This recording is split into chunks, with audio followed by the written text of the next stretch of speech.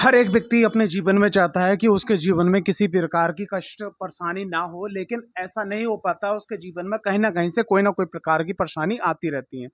खास करके आज के इस परिवेश में व्यक्ति एक चीज को लेकर बहुत ज्यादा परेशान है कि वो कमाता जितना है उससे ज्यादा उसकी लाइफ में खर्चा होता है। ठीक है, अब खर्चा होता है तो इसी कारण से क्या होता है, उसकी लाइफ के अंदर बहुत सारी ईएमआई चल रही होती है, बहुत सारे कर्जे चल रहे होते हैं और वो काम भी हर करता है, लेकिन कहीं ना कहीं से उसकी लाइफ के अंदर जो कर्जा है वो खत्म नहीं होने पाता है। बहुत सारे जो व्यय का करने का जो क्षेत्र है वो बढ़ता ही चला जाता है।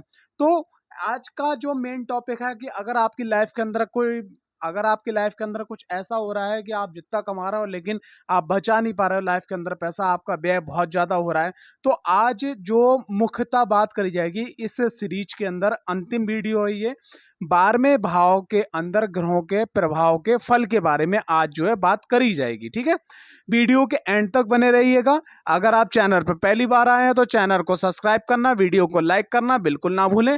और आज का जो वीडियो है बहुत ही महत्वपूर्ण होने जा रहा है, क्योंकि देखिए, अगर अगर आपका जो व्यय है वो कंट्रोल होना शुरू हो गया, ठीक है, जैसे मान लिया फालतू की दवाइयां चल रही हैं वो बंद होना शुरू हो गई, फालतू के जो खर्चे हैं वो बंद होना शुरू हो गए, तो अगर वही पैसा अगर हम सेविंग में डालेंगे तो आने वाले समय में हमारा जो है भविष्य काफी उज्जवल होने वाला है। तो आज जो बात करने जा रहे हैं उस बात को बड़ा गौर से समझिएगा, समझिएगा कि आज बात होने जा रही है कुंडली के अंदर 12वें भाव की। ठीक है, तो 12वें भाव के अंदर भाई इसको किस चीज का कहा जाता है? देखो, 12वां भाव इसे व्यय स्थान कहा जाता है, इसे मोक्ष का स्थान भी कहा जाता है, इसे आध्यात्मिक विद्या का भी स्थान कहा जाता है, गुप्त विद्या का भी स्थान कहा जाता है। ठीक है, खर्चे का विचार भी यहाँ से किया जाता है, हानि का विचार भी यहाँ से किया जाता है, दान का विचार भी यहाँ से किया जाता है, और आत्महत्या का और पाखंड का, राजकीय संकट का, दंड का विचार यहाँ से किया जाता है, विसर्जन का विचार यहाँ से किया जाता है, खुफिया जो आईएसआई होती है, ठीक है,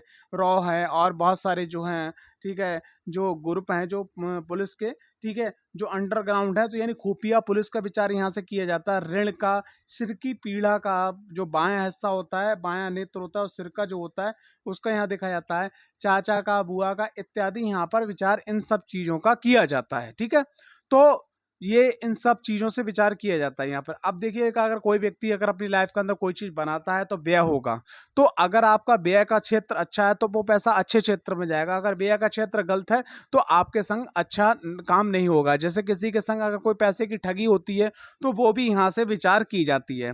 तो वीडियो को लंबा ना खींचते हुए मेन टॉपिक पे आते हैं कि अगर कुंडली के अंदर जो ग्रह बैठे हुए हैं, अगर 12वें घर के अंदर जो ग्रह बैठे हुए हैं, तो सबसे पहले बात करेंगे कि अगर किसी की भी कुंडली के अंदर अगर 12वें घर के अंदर अगर सूर्य बैठे हैं तो ऐसा व्यक्ति देखो उदासीनता और माता से कलेश होता रहता है, शत्रु बाधा उसके संग हमेशा जुड़ी रहेगी, और वो शत्रुओं का नाश भी करता है। शरीर में उसके कैल्शियम की कमजोरी आती है, मतलब कैल्शियम की कमी आती है। ठीक है, जोड़ों में दर्द होता है, चेहरे में चमक कम हो जाती है, और मैक्सिमम 99.9% अगर सूर्य 12वें घर के अंदर है, क्योंकि यहाँ पे बात हो रही है सूर्य देव की, अगर सूर्य 12वें घर के अंदर है तो ऐसे लोगों के चश्मा लग ही जाता है।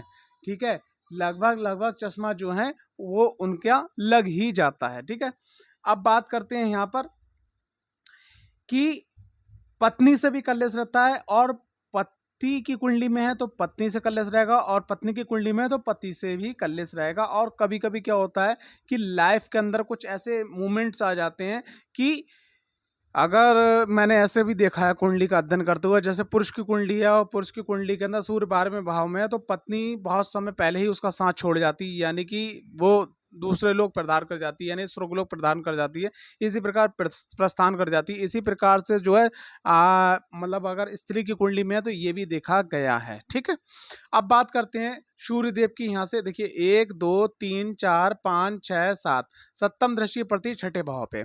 तो यहाँ पर एक चीज और देखी गई है कि अगर 12वें भाव में सूर्य देव हैं तो ऐसे लोग क्या करते हैं कि दिखावा दिखाने के लिए कुछ पैसा खर्च कर लेते हैं, कर्ज ले लेते हैं। ठीक है, और वो मतलब मतलब मान लिया कि जैसे 4 लोगों में खड़े हुए हैं, तो अगर किसी की गाड़ी अगर 5 लाख, 10 लाख, 20 लाख की है, तो वो अपनी शोसेबाजी दिखाने के लिए 20 लाख, 50 लाख की गाड़ी खरीदने की चाहे, भले ही उसके पीछे पूरे प्रॉपर्टी के कागज रख जाएं। तो कुछ चीजें क्या है कि यहाँ पर अगर आपके सूर्य 12वें घर में, अगर आप दिखावे के चक्कर छोड़ के अगर थोड़ा अध्यात्म में ध्यान दें, थोड़ा योगा पे ध्यान दें, थोड़ा फिजिकल फिटनेस पे ध्यान दें, ठीक है, और दिखावे से बचे, तो यकीन मानिएगा कि आपका छठा घर भी एक्टिवेट नहीं होगा, क्योंकि सूर्यदेव के पास सप्तम दृष्टि है। तो सप्तम दृष्टि यहाँ पड़ेगी, तो सप्तम दृष्टि पड़ने के कारण क्या, कोई भी प्रॉब्लम नहीं खड़ी होगी। अगर आप सोचेबाजी दिखावे के चक्कर में पड़े, आपने फिजिकल फिटनेस नहीं रखी, ठीक है, और आपने जो है थोड़ा जल्दबाजी अपनी बातों में रखी, तो ये दिक्कतें परेशानी आपकी लाइफ के अंदर जुड़ जाएंगी, ठीक है। और खास करके आप अपनी सेहत का ध्यान रखें। ब्लड, ठीक है, ब्लड का, आंखों का, कैल्शियम बॉडी में कम ना हो पाए, जोड़ों का दर्द, ये चीजें, ये आपको ध्यान रखना अति आवश्यक है। और खास करके पिता का और माँ का भी ध्यान रखना आपको अति आवश्यक है, ठीक। अब आगे बढ़ते हैं, दूसरे ग्रह के बारे में बात करते हैं। दूसरा ग्रह यानी कि चंद्रदेव।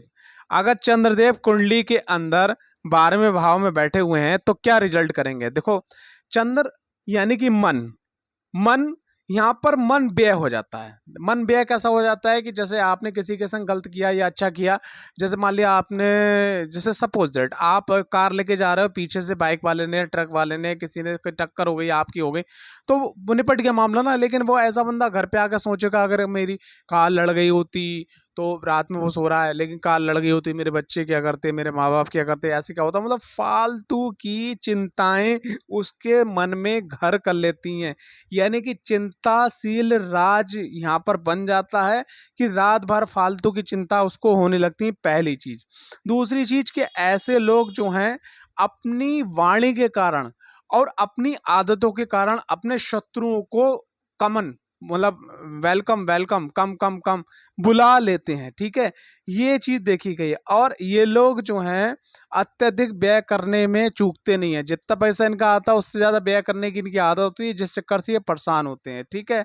और बात करी जाए आलस की, तो आलस इनके अंदर, अगर कहीं से कुंडली के अंदर शनि की स्थिति भी खराब है और मंगल की एनर्जी और सूर्य का, मंगल की एनर्जी और सूर्य का लेवल भी डाउन है, तो ऐसे लोग अपार अपार अपार अपार आलसी देखे गए हैं, ठीक है। और ऐसे लोग जो है अपनी आदतों के कारण अपमानित भी होते हैं, ठीक है।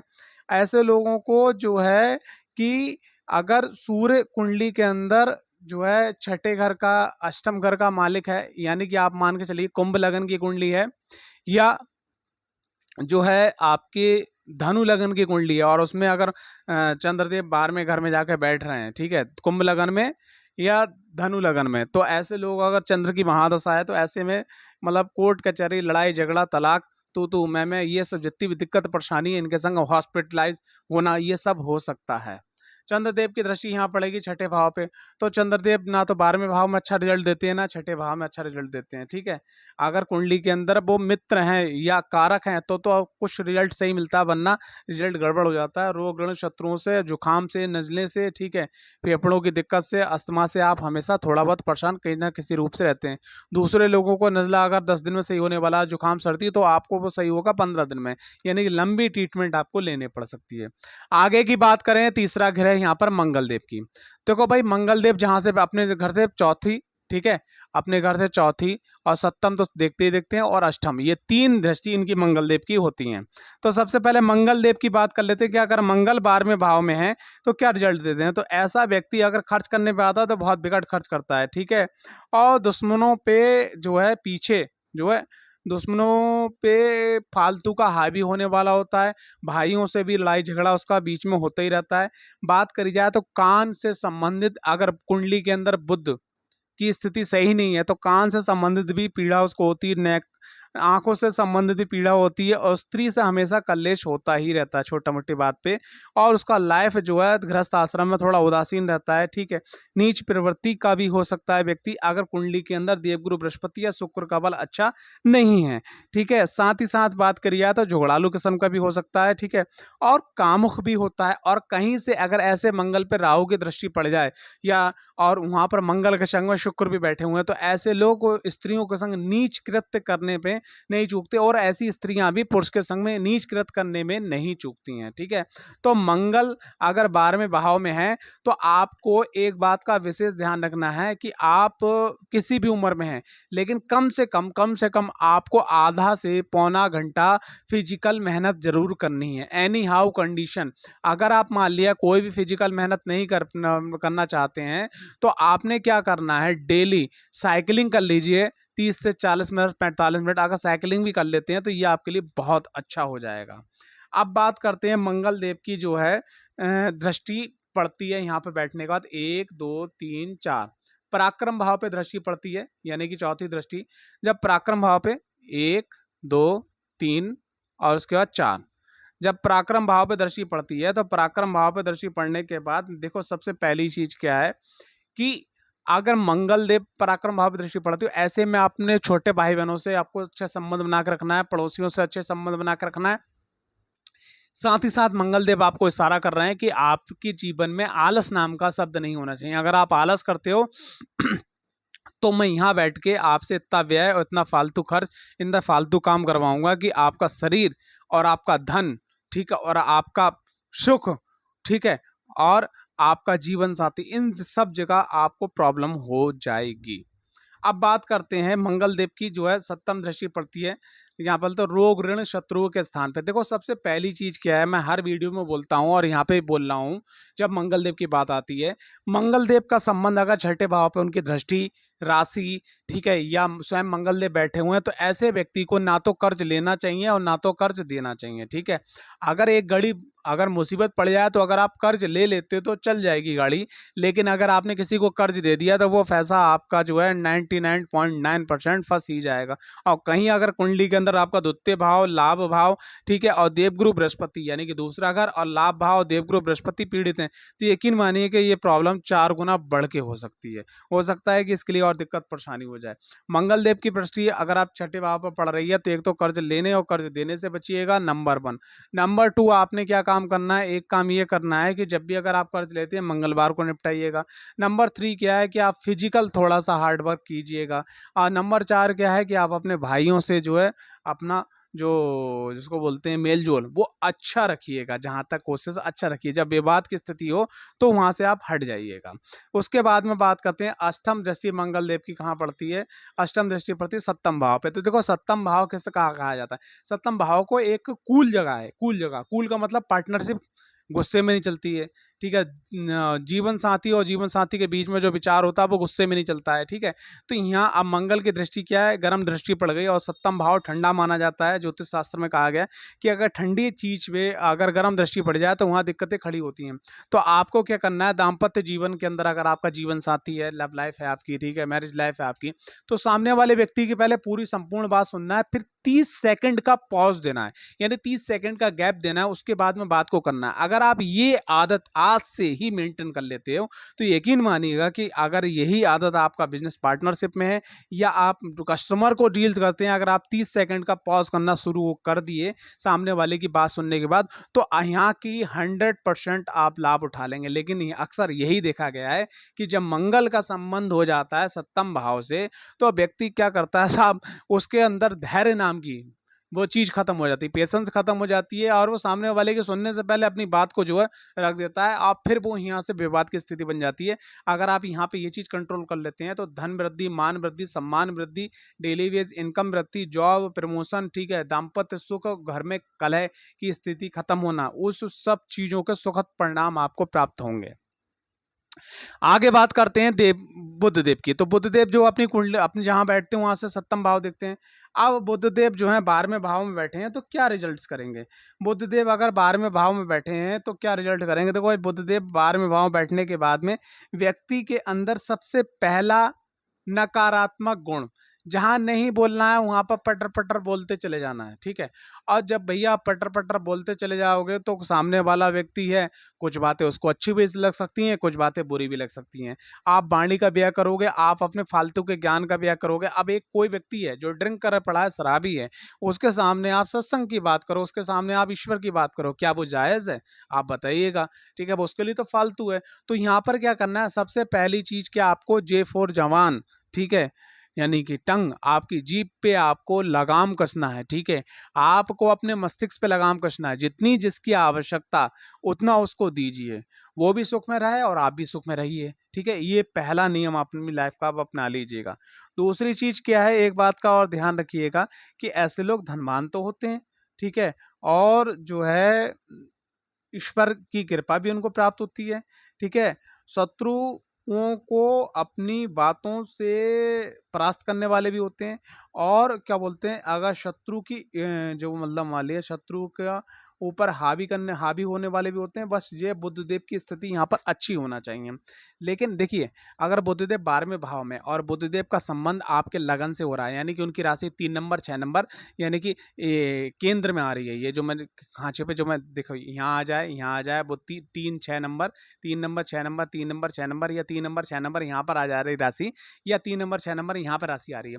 तो ऐसे लोगों को मालूम क्या काम करना चाहिए, ऐसे लोगों को कुछ ऐसे काम करना चाहिए, अगर आप कुंडली विश्लेषण अध्ययन करवाने के बाद में, जैसे जहां बोलने का ज्यादा काम हो, कि अगर आप बोलने का काम हो, कॉमर्शियल काम हो, ठीक है, बुद्ध के क्षेत्र से जुड़ा हुआ काम हो, ठीक है, तो ऐसे क्षेत्र में ऐसे लोग बहुत बढ़िया झंडे गाड़ते हैं।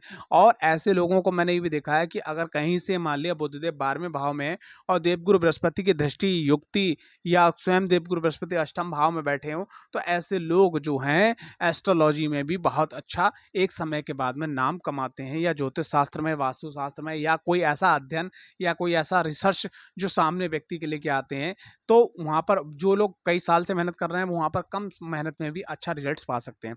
बुद्धदेव की दृष्टि पड़ती है आपके 6ठे भाव पे, तो ये कुल मिला के बहुत ज़्यादा खराब नहीं है, अच्छी है। लेकिन बस आपको वाणी पे कंट्रोल रखना है, अपने संयम रखना है। बस इतना ध्यान रखिए कि जितना सामने वाले व्यक्ति की जितनी आवश्यकता है उतना आप दीजिए, और आप भी सुख में रहिए और सामने वाला भी सुख में रहेगा, मतलब आप भी सुख में रहेंगे और सामने वाले सुख रहेंगे, आपके विरोधी पैदा होना बंद हो जाएंगे। 12वें भाव में शुक्र मतलब देवगुरु बृहस्पति को होना, देवगुरु बृहस्पति अपने घर से पंचम सप्तम और नवम ये दृष्टि है इनकी। देखते हैं, अब बात करते हैं बुद्धदेव भैया बुद्धदेव के बारे में तो बात कर लिया, अब करते हैं देवगुरु बृहस्पति के बारे में बात।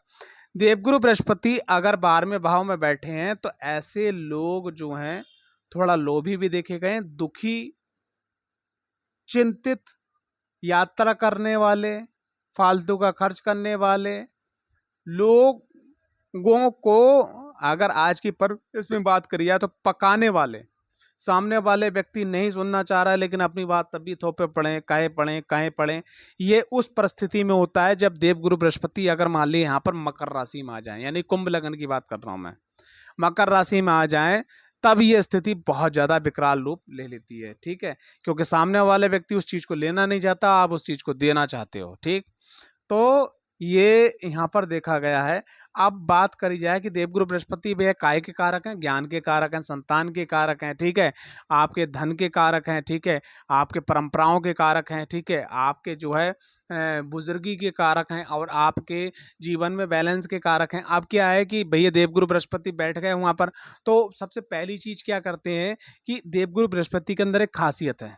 खासियत क्या है कि जब भी उनका संबंध 6 8 12 से बनता है, यहाँ बैठते हैं, तो यहाँ का जो नकारात्मक माहौल हो सबसे पहले वहाँ खत्म करते हैं, नकारात्मक माहौल को खत्म करने की कोशिश करते हैं। फिर बची हुई जो ऊर्जा है उससे क्या करते हैं कि वो अपनी दृष्टियों पर डालते हैं। तो सबसे मेन चीज क्या है कि देवगुरु बृहस्पति अगर 12वें भाव में बैठे हैं, तो ये देखिए, ये आप अपनी लाइफ के अंदर एक चीज जरूर अप्लाई कर लीजिएगा कि जैसे सामने वाले व्यक्ति को जितने ज्ञान की, जितनी सीख की आवश्यकता है, और वाकई में उसको आवश्यकता है या नहीं है, वाकई माहौल नजाकत उस समय उस चीज का है या नहीं, अगर है तब बोलिएगा, नहीं है चुप्पी साधिएगा। अगर आपको बोलने की बहुत ज्यादा आदत पड़ रही है, दूसरों को सिखाने की आदत पड़ रही है, तो यहाँ पर मैं आपको एक चीज बताना चाहूंगा कि बहुत सारे देव आए, बहुत सारे अवतार आए, और उनने अपने अपने ग्रंथ लिखे, उनके ऊपर ग्रंथ लिखे गए, जिसमें भगवान श्री कृष्ण ने उनने गीता में इतने बड़े बड़े श्लोक बोले गए। उनके कहने से लोग नहीं सुधरे तो हम और आप किस खेत की मूली हैं, ठीक है ना। तो ये बात जरूर ध्यान रखिएगा, क्योंकि सामने वाले व्यक्ति को आप सही बात बताओगे और सामने वाले व्यक्ति मानने को तैयार नहीं होगा। तो ये तो आदत अपनी आप खत्म कर दीजिएगा, ठीक है। आपको समय लगाना, आप अपना अध्यात्म में समय लगाएं, आप स्टडी में समय लगाएं, और स्टडी में समय लगाने के बाद में आप ईश्वर को समर्पित हो जाइए, ये अच्छी बात है, ठीक है। यहाँ पर देखिए 1 2 3 4 5, पांचवी दृष्टि पड़ती है आपकी देवगुरु बृहस्पति की, कौन सी? चतुर्थ भाव में। अच्छी बात है, बहुत अच्छी बात है। यहाँ पर आप अध्यात्म में समय देंगे, बुजुर्गों की सेवा में समय देंगे, मंदिरों में समय देंगे, ठीक है। और आप अपनी जॉब काम कारोबार करने के बाद में जो समय बचता है उसमें अध्यात्म देंगे। उससे आपके घर में जो आपने कर्म किया उससे आपके घर के अंदर जो है धन और भौतिकता की जरूरत पूरी होगी, और आपके आध्यात्मिक कर्मों से आप और आपके परिवार के सभी लोग सुख प्राप्त करेंगे। आपकी माँ को भी सुख यहाँ पर प्राप्त होगा। आगे बात करते हैं देवगुरु बृहस्पति की, वाहन भूमि भवन भी यहाँ पर आपको प्राप्त होगा देवत्व कृपा से। अब आगे बात करते हैं 5 का 6 7 सप्तम दृष्टि पड़ेगी आपकी कौन से? रोग ऋण शत्रुओं के स्थान पे। तो देखिए देवगुरु बृहस्पति की जब यहाँ दृष्टि पड़ती है तो यहाँ के जो भी नकारात्मक फल हों उनमें आपको कमी आएगी। अगर ऐसी भी परिस्थिति बनती है आपका रोग होता है तो देवगुरु बृहस्पति आपको अच्छी मेडिसिन, अच्छे डॉक्टर, ठीक है, अच्छी सलाह आपको अवेलेबल करवा देंगे जहाँ पे आप कम समय में सही हो जाएंगे। अगर आप कर्ज लेते हैं तो देवगुरु बृहस्पति यहाँ आपको ऐसा रास्ता खोल देंगे जिससे आपकी ऐसी बुद्धि हो जाएगी, धीरे धीरे आप कर्ज समय से पहले निपटाने की कोशिश करेंगे। और शत्रुओं की बात करी जाए तो शत्रु को पहली बात तो आपके प्रभाव इतना हो जाएगा कि शत्रु शांत हो जाएंगे। अगर शत्रु शांत नहीं होते हैं तो देवगुरु बृहस्पति आपको रास्ता दिखा देंगे कि आप किस प्रकार से शत्रुओं को शांत कर सकते हैं, ठीक है। सप्तम पद अष्टम नवम, नवम दृष्टि पड़ जाती है देवगुरु बृहस्पति की यहाँ पर। तो नवम दृष्टि में मैं भी आपको एक बात बताना चाहूँगा कि ये रिसर्च का स्थान है, और रिसर्च के स्थान पर देवगुरु बृहस्पति की दृष्टि पड़ने का मतलब है कि आप जो है, जो भी आपकी दिनचर्या, जो भी आपकी जॉब है, थोड़ा सा अपना समय जो है रिसर्च में जरूर लगाइएगा। अगर रिसर्च में लगाएंगे तो आपके जीवन की 99.9% समस्या यूं ही समाप्त हो जाएगी। आगे बात करते हैं शुक्रदेव की। शुक्रदेव एक ऐसे ग्रह हैं जो 12वें भाव में आने के बाद सर्वोच्च रिजल्ट देते हैं, क्योंकि ये स्थान भोग का है, व्यय का है। और यहाँ पर क्या है, कहने का तात्पर्य जिस प्रकार से देवगुरु बृहस्पति बैठ के ज्ञान का व्यय करते हैं, बुध देव वाणी का व्यय करते हैं, ठीक है, मंगल देव पराक्रम का और कई चीज़ों का व्यय करते हैं, सूर्यदेव भी व्यय करते हैं, चंद्रदेव भी मन का व्यय करते हैं। इसी प्रकार से शुक्रदेव जो है यहाँ पर भौतिकता प्राप्त करने के लिए, आपको व्यय करने के लिए प्रेरित करते हैं, ठीक है। तो 12वें भाव में शुक्रदेव व्यक्ति को धनवान बनाते हैं, ठीक है, शत्रु नाश करने वाला बनाते हैं। शौआ मतलब सैया शुक, यानी कि जो आपकी लेटने की बैठने की जो व्यवस्था होगी वो जब आप 30-35 की एज में पहुंचोगे तो बहुत अच्छी आपके अनुकूल हो जाएगी। सैया सुख भी आपको प्रदान होता है, ऐश्वर्यवान भी होते हैं, और माता पिता का भी आशीर्वाद आपको प्राप्त होता है। ज्योतिष में भी आपको रुचि होती है, आध्यात्मिक कृत्य में भी आपकी रुचि होती है। भले ही आप साधना पूजा पाठ ना कर पाएं, लेकिन आप दान करने में भी पीछे नहीं हटते। बस यहाँ पर एक बात ध्यान रखिएगा कि जब शुक्रदेव 12वें भाव में है तो आप दो चीज के पीछे कभी मत भागिएगा, शराब और शबाब, यानी नशा और स्त्री। अगर आप पुरुष हैं तो स्त्री, और अगर आप स्त्री हैं तो पुरुष। अगर आप इस चीज पे कंट्रोल कर लेते, आप अपना काम करने के बाद जो भी समय बचता अध्यात्म में देते हो, ठीक है, या आप एक्स्ट्रा वर्क करते हो, तो यकीन मानिएगा बाद में घर के सुख जो है, शुक्र जो है वो हर प्रकार का सुख, जैसे वाहन है, भूमि है, भवन है, बैंक बैलेंस है, ज्वेलरी है, ठीक है, वस्त्र है, आभूषण है, विदेशी संपर्क है, विदेशी संपत्ति है, शेयर्स हैं, शेयर्स इन्वेस्टमेंट है, प्रॉपर्टी इन्वेस्टमेंट है, ठीक है, इस प्रकार की भी आपको शुक्रदेव के माध्यम से कृपा प्राप्त होती है। शुक्रदेव की दृष्टि पड़ती है आपके छठे भाव पे। तो भाई छठा भाव रोग का भी है, ऋण का भी है, शत्रु का भी है। तो आप जो है यहाँ पर शुक्रदेव किस प्रकार से शत्रु बनवाते हैं उस परिभाषा को समझ लीजिएगा। जैसे आप पे शुक्र की कृपा 12वें भाव से आपका समय अच्छा आ गया, आपकी कुंडली में 7.5 और ढैया नहीं चल रही है, और आपका गोचर में भी ग्रह स्थिति अच्छी है, वर्षफल भी आपका अच्छा है, तो मालूम है आप क्या करेंगे? आप अच्छी गाड़ी लेके आएंगे, वाहन लेके आएंगे, भूमि लेके आएंगे, और उसमें आप जो प्रॉपर्टी खरीदेंगे उसमें आप पार्टी शार्टी करेंगे, लोगों को बुलाएंगे। तो अपने जो खास लोग होते हैं उन्हीं को आप नीचा दिखाने की कोशिश करेंगे।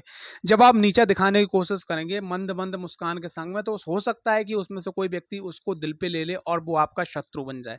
तो सबसे पहली चीज क्या है, 12वें भाव में शुक्र देव है, तो एक फार्मूला बता रहा हूं आपको व्यक्तिगत, कि अगर आप कोई भी चीज खरीदो तो, और सामने वाले व्यक्ति कहे कि भैया बहुत अच्छी है यार, तो उससे हाथ जोड़ के कहो कि ये सब भैया आप जिनको भी आप मानते हैं उनका आशीर्वाद और आपकी दुआओं का और आपके प्रेम का ठीक है, आपके सहयोग के बिना ये नहीं हो पाता। ठीक है, अगर आप सिर्फ इतनी आप अपने संग में ऐड कर लें तो आप यकीन मानिएगा आपके शत्रु भी मित्र होना शुरू हो जाएंगे, क्योंकि आपने ही करा, भगवती की कृपा से, ईश्वर की कृपा से हुआ, आपके कर्मों से हुआ। लेकिन जैसे ही आप अपनी उपलब्धि का श्रेय लोगों में, खास करके अपने खास लोगों में बांटेंगे, शत्रु का चैप्टर क्लोज। ठीक है, अब बात करते हैं रोग की। तो देखो भैया, 12वें भाव में शुक्र जो है खाने पीने में भी आपको थोड़ा सा अच्छा कर देते हैं कि भैया रात के 12 जो इच्छा हुआ जोमेटो और लॉगिन कर लिया, स्विगी लॉगिन कर ली, या और भी कुछ बहुत सारे ऐप है खाने वाले, लॉगिन कर लिया, चटपटा भूंजा और अलग अलग खाना खा रहे हैं। तो आपको खाने में भी एक सिस्टम फॉलो करना होगा। अगर आप खाने में सिस्टम फॉलो करोगे तो आपका रोग भी चैप्टर क्लोज। अब बात करते हैं आगे की, शत्रु की हो गया, रोग का हो गया, अब ऋण की बात करी जाए। तो ऋण अगर आप लेते हैं तो आप ऐसी जगह लें कि जहां आपको री इनकम आए। री इनकम का मतलब हुआ कि जैसे आपको किसी को दिखाने के लिए 20 लाख की गाड़ी लाना है, तो भैया गाड़ी शोरूम से उतरते कन उसके रेट तुरंत कम होना शुरू हो जाते हैं। लेकिन अगर आपने 20 लाख की प्रॉपर्टी बना ली कि जहां से आपकी प्रॉपर्टी में पैसा बढ़ रहा है या जहां से आपको वहां से रिटर्न्स आ रहे हैं, अगर आपने लाइफ के अंदर इन्वेस्टमेंट में रिटर्न से इनकम जो जनरेट कर रहे हैं, उस जनरेट इनकम से अगर आपने अपने आप को संभालना शुरू कर दिया, तो यकीन मानना कि आपको कभी कर्जा भी नहीं होगा। शुक्र का बहुत बढ़िया रिजल्ट है 12वें भाव में, मैंने देखा है। लेकिन भैया जी एक बात का ध्यान रखना, एनर्जी को मेंटेन करना होता है। ठीक है, ठीक। आगे बात करते हैं शनिदेव महाराज की। शनिदेव महाराज अगर 12वें भाव में हैं तो ये आपको किस प्रकार का रिजल्ट्स देते हैं। देखो, 12वें भाव में शनिदेव व्यक्ति को आलसी, शत्रु पीड़ा युक्त, नेत्र पीड़ा युक्त, कलेशी, मतलब फालतू का कलेश करना, वाहन से दिक्कत परेशानी, यहाँ तक कि मैंने देखा कि अगर 12वें भाव में शनिदेव है और बहुत सारे लोग जो गाड़ियां चलाते रहते हैं, उनकी गाड़ियां चलती हैं रोड पे, तो उसमें आए दिन कोई ना कोई प्रॉब्लम होती रहती है। ठीक है, और अगर मान लिया शनिदेव आपकी कुंडली में छठे घर के या 8वें घर के मालिक हैं तो राजदंड भी आपको मिल सकता है। ठीक है, कोर्ट कचहरी, जेल, तलाक, मुकदमा, ये सब चीज़ें, लंबी बीमारी, ठीक है, ये सब चीज़ें हो सकती हैं।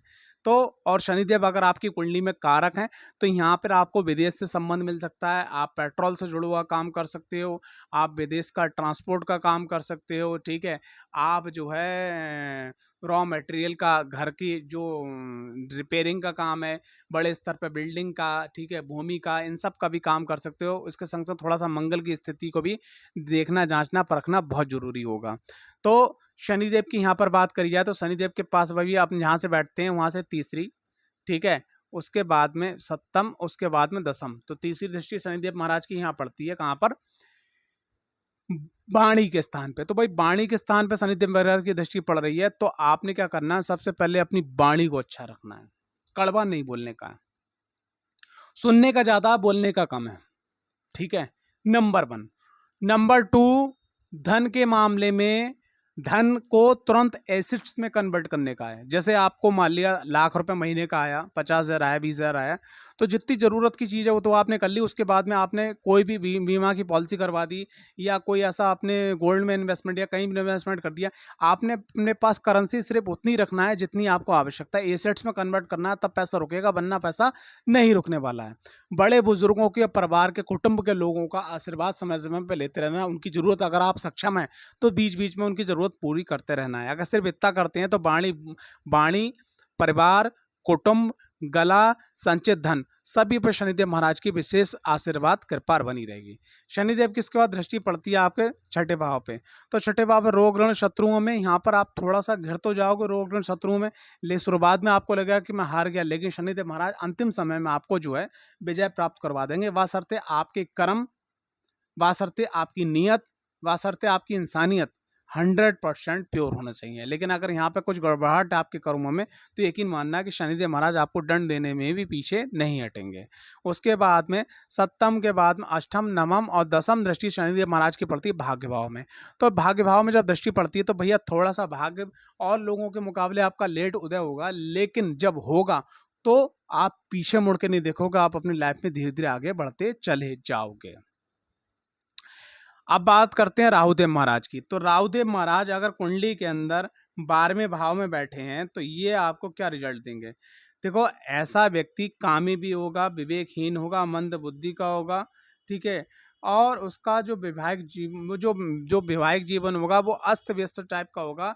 और एक चीज़ और भी, अगर राहुदेव यहाँ पर अच्छी पोजीशन में आपकी कुंडली के अंदर, जैसे मान लिया कन्या राशि में यहाँ पे आ जाते हैं राहुदेव, तो विदेश यात्रा, विदेश में व्यापार, विदेश से जुड़ाव, विदेश में जाकर रहना, ठीक है? बाहर के लोगों से संबंध, बाहर से धन कमाना, ठीक है? इंटेलिजेंट होना, ये भी सब चीज़ें विदेश से आपको या बाहर वाले लोगों से आपको, जैसे मान लिया आप जिस सिटी में रह रहे हो, उस सिटी के बाहर के लोग या ऐसे लोग जो आपके परिवार के संपर्क में नहीं है, उन लोगों से धन अर्जित कमाना, उन लोगों के माध्यम से नेम फेम कमाना, ठीक है? लाइफ में आगे बढ़ना, ये सब चीज़ें भी यहाँ पर देखी गई हैं कि अगर 12वें भाव के अंदर राहुदेव महाराज होते हैं, ठीक है? अब राहुदेव महाराज की जो है भाई दृष्टि कौन की चलती है, उनकी वक्र दृष्टि चलती है, यानी कि उल्टे चलते हैं, ठीक है? तो यहाँ से देखिए 1 2 3 4 5 पंचम दृष्टि राहुदेव की पड़ेगी आपके अष्टम भाव पे है। तो यहाँ पर एक चीज ध्यान रखना कि राहुदेव का जब भी संबंध अष्टम भाव से बनता है या देवगुरु बृहस्पति का संबंध अष्टम भाव से बनता है, तो यहाँ पर खास करके राहु की एनर्जी को मेंटेन करना होता है। मेंटेन कैसे करा जाता है, देखो मैं वो आपको बता दे रहा हूँ।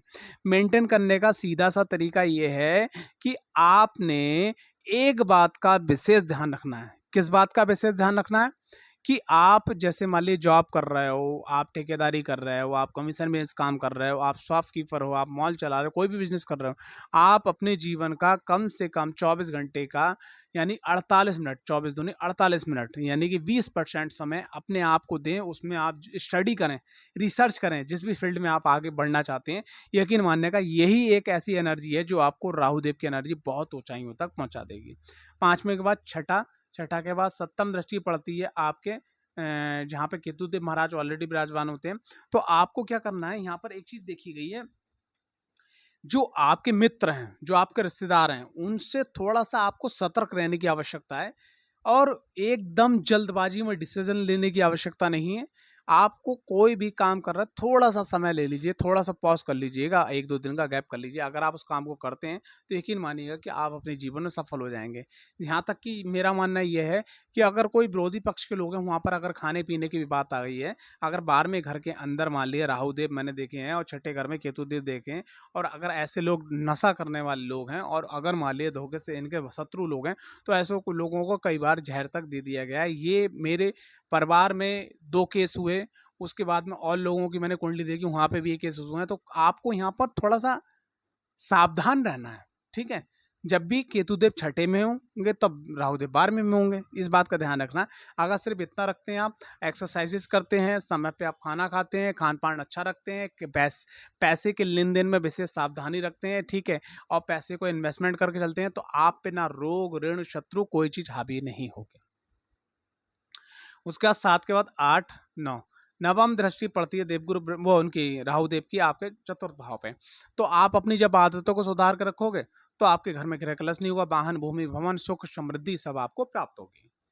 अब बात करते हैं आपके 12वें भाव में केतुदेव की। तो देखो 12वें भाव में केतुदेव में बहुत सारे एस्ट्रोलॉजरों का मानना है ये कि 12वें भाव के केतुदेव व्यक्ति को जो है मोक्ष प्रदान करवा देते हैं, ठीक है? लेकिन 12वें भाव के जो केतुदेव हैं व्यक्ति को चिंताशील भी करते हैं, ठीक है? उनको योग में भी रुचि होती है, अध्यात्म में भी रुचि होती है, ठीक है? और ये सब चीज़ होने के कारण क्या है कि अगर कुंडली के अंदर नवम भाव भी बहुत अच्छा है, पंचम भाव भी बहुत अच्छा है, केतुदेव 12वें भाव में अच्छे हैं, तो ऐसे लोग वाकई में मोक्ष की तरफ बढ़ते हैं, ना कि मोक्ष प्राप्त करते हैं। मोक्ष की तरफ बढ़ते हैं क्योंकि जिसकी आत्मा पवित्र होती चली जाती है, जिसके कर्म पवित्र होते चले जाते हैं, जो अध्यात्म अपने परिवार की जिम्मेदारी ईमानदारी के साथ निभाते हुए अध्यात्म की तरफ बढ़ता है, तो वो मोक्ष की तरफ बढ़ता है।